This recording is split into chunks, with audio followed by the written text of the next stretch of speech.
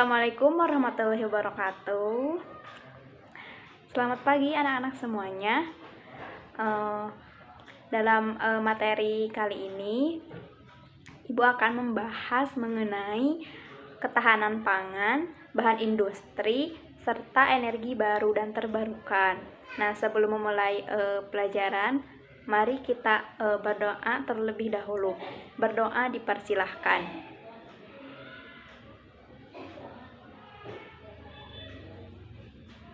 Baik, berdoa selesai.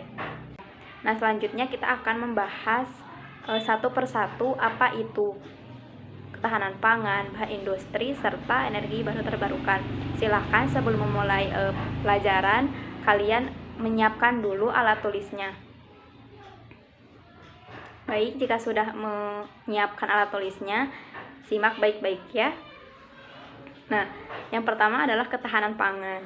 Ketahanan pangan adalah upaya untuk mempertahankan diri dari ketersediaan sumber makanan. Jadi intinya bagaimana cara seseorang atau sekelompok orang untuk mempertahankan diri atau mencari untuk pemenuhan kebutuhan pokok seperti beras, susu, telur, dan yang lainnya. Jadi itu bagaimana mereka bisa bertahan hidup dengan cara pemenuhan kebutuhan makanan pokok untuk menambah gizinya gitu. Nah, contohnya kan masyarakat Indonesia banyak yang kurang mampu, sehingga pemerintah mengeluarkan program yaitu Kartu Indonesia Sejahtera. Nah, dalam kartu itu akan diberikan kepada masyarakat yang kurang mampu seperti beras, telur, sayuran, buah-buahan, daging. Nah, itu adalah untuk mempertahankan ketahanan pangan masyarakat Indonesia, sehingga itu adalah untuk meminimalisir adanya penyakit gizi buruk bagi anak-anak gitu. Baik, jika ada yang ingin ditanyakan, silakan ditanyakan. Ya udah, kalau tidak ada kita lanjut ya. Yang kedua adalah bahan industri. Nah, apa itu bahan industri? Kita jelaskan.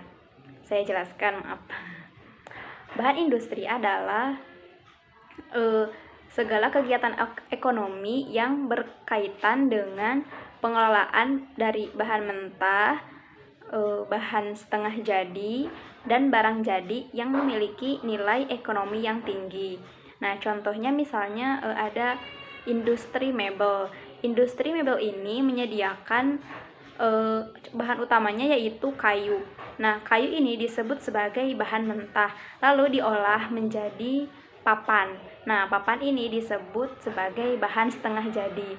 Lalu papan ini akan diolah kembali menjadi barang yang diinginkan, misalnya seperti kursi. Nah, kursi itu disebut sebagai barang yang sudah jadi, lalu yang memiliki nilai ekonomi yang tinggi sehingga mampu untuk dijual.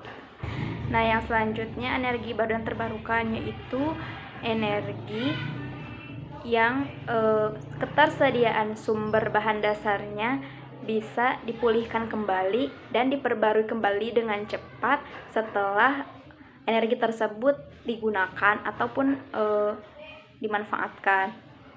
Nah, ada beberapa jenis yang termasuk ke dalam energi baru dan terbarukan. Yang pertama ada energi panas bumi, energi matahari, energi air, energi angin, dan biogas. Nah, mari kita simak ya. Saya akan menjelaskan poin-poinnya. Yang pertama adalah energi panas bumi. Energi panas bumi adalah energi yang berasal dari dalam bumi.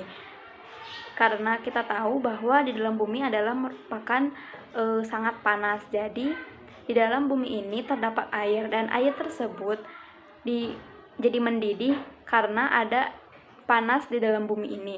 Nah, lalu air panas tersebut nanti akan keluar melalui celah seperti yang di gunung kan banyak kawah, jadi air tersebut keluar melalui kawah tersebut. Nah, maka air tersebut disebut dengan air panas karena sifatnya merupakan panas. Lalu yang selanjutnya ada energi matahari.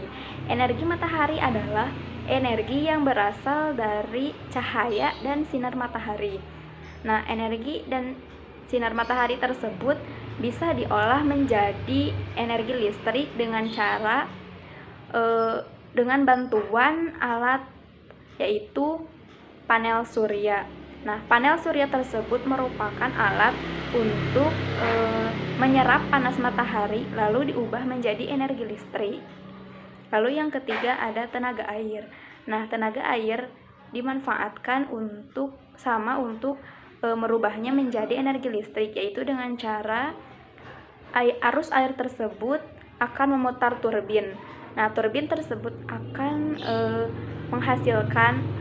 mengubah energi arus air menjadi energi listrik. Lalu yang selanjutnya ada tenaga angin. Tenaga angin ini dimanfaatkan untuk diubah menjadi energi listrik. Caranya dengan memutarkan kincir angin dengan tenaga angin tersebut, lalu kincir angin tersebut akan mengubahnya menjadi energi listrik. Lalu yang selanjutnya ada biogas. Biogas adalah energi yang berasal dari limbah organik organisme. Organisme ini mencakup manusia, hewan, dan tumbuhan. Nah, jadi kotoran manusia, hewan, serta limbah dari tanaman juga bisa menghasilkan energi dengan cara memfermentasikan semua bahan organik tersebut. Nah, lama-kelamaan bahan organik tersebut akan mengeluarkan gas.